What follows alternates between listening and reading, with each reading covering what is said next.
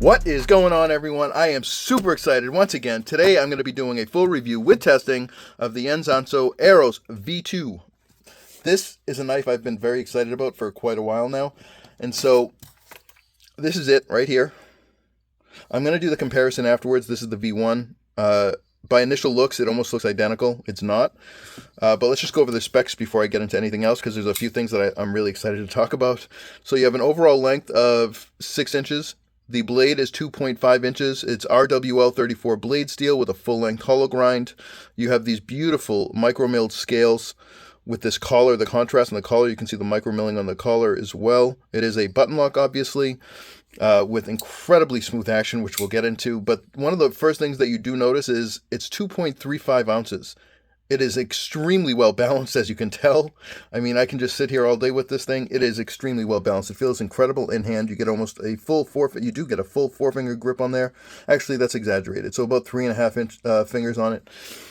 It's a smaller knife, but there's a few things as to why I love this as an everyday user, and I'll tell you about that, and you'll see it in the testing as well. But first things first, let's bring out the V1 here.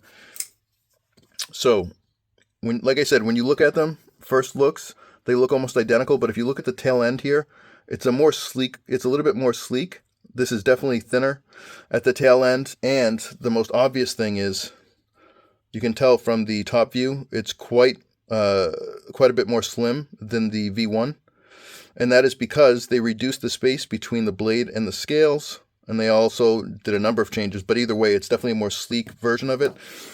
The cool thing about that, though, is I've noticed, and you have to have it in hand to really tell, because you can't tell from the video, but right here around the pivot, it's like a little bit of a swell, meaning they kept the width in all the right areas, because right there it allows you to feel a much firmer grip in hand, especially with tougher cuts. Just feels really comfortable, so the ergonomics are really well done. I don't know. I mean, I know it's an aesthetic thing, but sometimes I do wish there was maybe some jimping, but it doesn't really affect anything. I think I said, yeah, 2.35 ounces, so it is extremely light, but look at this. It has that same, as I said in the short yesterday, magic trick when it comes to the action. It's almost like it's just floating on air. It's insane how smooth this connection is. It's like no other knife, and it was the first time you guys saw me say that was with the Toko, which, by the way, just quickly, how cool is this as a pairing? I mean, that's pretty badass. I'm in love with this pairing. But getting back to the V2 here, the action, like I showed you, is absolutely, it couldn't be any more smooth. And the great thing as well is it's not just a flipper tab, but it's also an unintentional flick deployment as well. The angle here kind of stinks when you're making a video, so it's hard to get under there, but it does easily flick open. He did add a sharpening choil as well, which is very much appreciated. I did hone this one, although Jens does an incredible job out of the box. But look at this action. I mean, it's going to drop shut every single time. I know the angle stinks, sorry, but the action is incredibly smooth. Just a really well-built, well-constructed knife. And I do love the anodized clip. Beautifully done. All made in Denmark. I did get the zirconium backspacer, which is really the only difference between my V1 and this one. Actually, the other is a satin finish. This is a stonewash.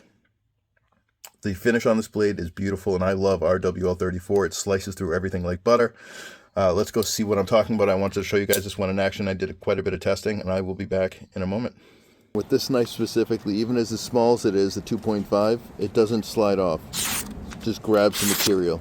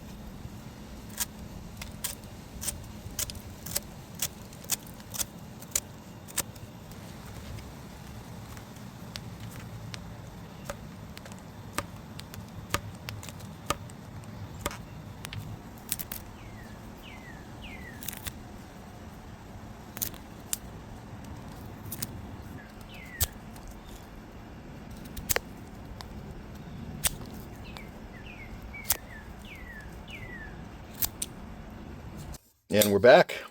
As usual, I hope that was helpful. You guys can tell this thing really grabs onto material. That's one thing I didn't really get into and I wanted to mention. Actually, there's two things I wanted to mention. One, this does run on phosphor bronze bearings, which is why it's partially why it's so smooth.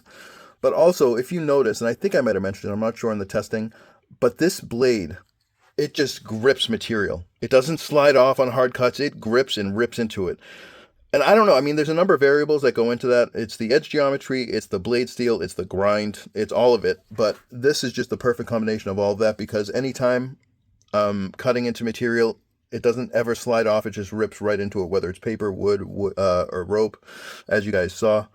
But I hope that was extremely helpful for you guys. If you guys are on the fence, I know it's a bit more of a purchase, coming in at around $600 or whatever it is.